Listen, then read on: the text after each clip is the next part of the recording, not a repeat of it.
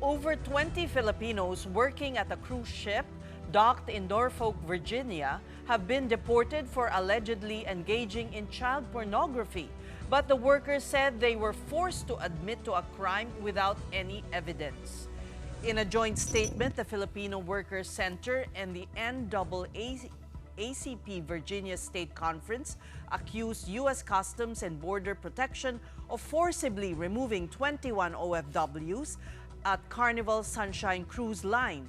They are all valid C-1D visa holders who have been sent back to the Philippines reportedly without due process. The manning agency of Carnival Sunshine confirmed in a meeting with Migrant Workers Secretary Hans Leo Cacdac that a total of 24 seafarers have been deported in separate incidents since February. An additional 15 from other cruise ships have returned to the Philippines. Captain Antonio Ladera III, the president of Open Sea Crewing Agency, said the seafarers might have opened pornographic websites or that their contact info could have been compromised. The deported seafarers, however, insisted they were unfairly coerced.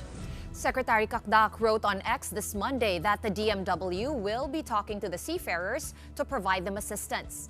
In a statement, U.S. Representative Bobby Scott of Virginia's 3rd District, which covers Norfolk, says he would call for an inquiry to gather more information about the CBP's recent actions. He underscored that everyone in the U.S. is entitled to due process, whatever their citizenship or immigration status is. This development comes just as President Bongbong Marcos embarks on a 3-day official visit to the United States. Before his bilateral meeting with U.S. President Donald Trump, Marcos sat down with Defense Secretary Pete Hegseth, committing to strengthening defense ties between the Philippines and the U.S. amid geopolitical challenges. Marcos also held a closed-door meeting with U.S. Secretary of State Marco Rubio, where they discussed regional diplomacy. Now let's discuss the case of deported seafarers with the Pilipino Workers Center of Southern California. And joining us tonight is Executive Director Aquilina Soriano Versoza. Welcome to the big story. How do we call you? Aquilina. Aquilina. Aki? Opo. Aquilina? Aki lang. Everyone calls me Aki, yes. Aki. So Aki, tell us more about this case and how you're helping our seafarers. Yes, actually, Filipino Workers Center, kasama kami sa Rapid Response Network in Los Angeles, where are responding to immigration actions. And through that network, natawagan kami ng mga seafarers ng Carnival Cruise Line. They reported, and we've talked to almost all of the workers na deport from Carnival Sunshine, and they were all deported in the same way. They have been accused of having or viewing child pornography, but they are very adamant na hindi totoo, that this is not true, and that they've only been accused, they haven't been charged or convicted of any crime, and they even open up their phones and cooperate with Customs and Border Protection, and there's nothing on their phones, and yet they are still getting their visas revoked and being sent back to the Philippines. Right now, where are they? Nasa Pilipinas na. Nakarating na. Okay. Yes. Because they weren't deported in all one group. It started mula, I guess, February, but yung mga kausap namin began in April. So almost every time that the cruise ship is docking in Norfolk, CBP is taking between 1 and 9 individuals at a time. So every time they dock, natatakot talaga ang mga seafarer kasi they don't know who is going to be targeted next. Dahil may quota sila, hindi ba? Ito ba yung bahagi ng quota na kailangan ng ICE na makamit? That is our belief. We have seen a big change in immigration enforcement since January, and we have the new administration when they have declared a quota. And that quota has led to so many violations of basic rights in the United States. We are part of a lawsuit against ICE and DHS for constitutional rights that they are violating, both the Fourth Amendment and the Fifth Amendment, where they are stopping and detaining people based on racial profiling and not on any probable cause, which is a violation. They are detaining, arresting, and also the not allowing legal counsel. And so dito rin sa mga seafarers, they don't have any access to legal counsel through the process with CBP, and they're fully cooperating. They've been fully vetted as well. Ang dami nilang dumaan na mga processes, mga background checks before they get onto the boats. And they have been thoroughly oriented and educated by both the Philippine government as well as Carnival. So they are very, very ingat na ingat that they're clear that they're not opening up even any links that they don't know where they're coming from. So they are very clear na innocent sila, and they haven't even been given any kind of chance to clear their names. They don't have any charges, and yet they have a valid visa that is canceled and barred for the next 10 years. And napaka-devastating yun kasi then they're not able to work on the cruise ships, any cruise ship anymore for the next 10 years. Aki, is it only happening to Filipinos that dock there in Norfolk? Kasi I understand, isang immigration office yan. That's the one there in Norfolk. Pinoys ba ang target, or are there other nationalities that are also suffering the same fate? Well, this is a trend that is happening not only in Norfolk. All of our reports so far for Norfolk is that it's all Filipino. And we are getting reports and starting to connect sa iba pang mga seafarers sa different ports. And karamihan ng mga targeted dito or impacted are Filipino.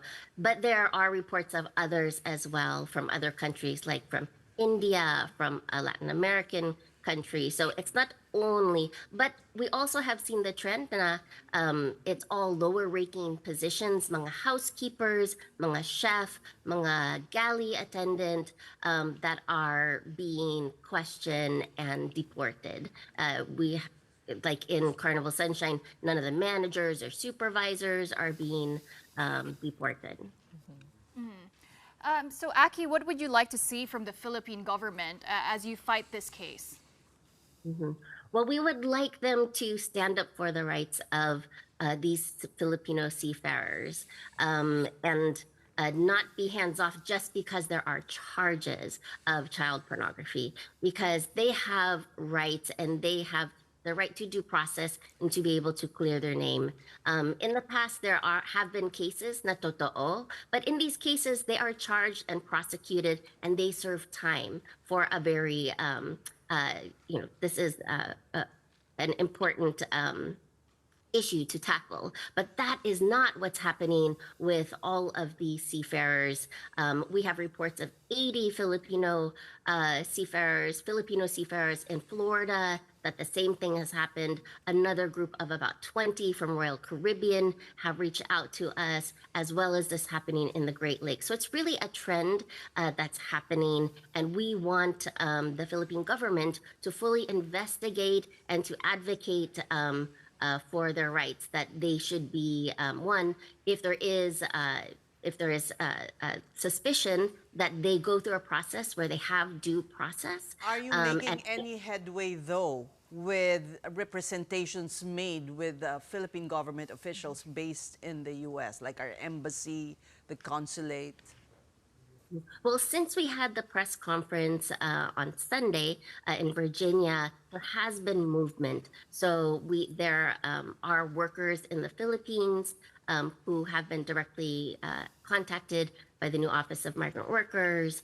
And it seems that they are starting to move and investigate here on the U.S. side as well. And as you showed with Congressman Bobby Scott, there is also movement from the U.S. government to investigate this as well. What Is there any way to have any redress from the U.S. government? What kind of case can these seafarers file? Mhm. Well, we're fully exploring the different legal aspects. It is very difficult once your visa is revoked, but there are ways for having them uh, taking back that revocation. And so that's what we want to see. We want to see full restitution of immigration status so that the workers can work again. Yes, because they're being deprived of the opportunity to work.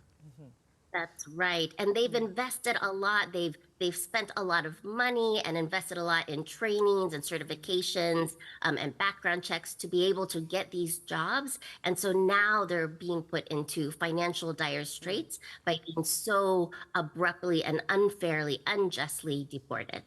And other than this case of the seafarers with Carnival Cruise Line, Aki, are there any like pressing cases that you're also working on with regard to Filipino immigrants or some such? Well, we definitely have seen that there are Filipinos who had cases that were administratively closed and resolved even over a decade ago that are now being reopened by this administration.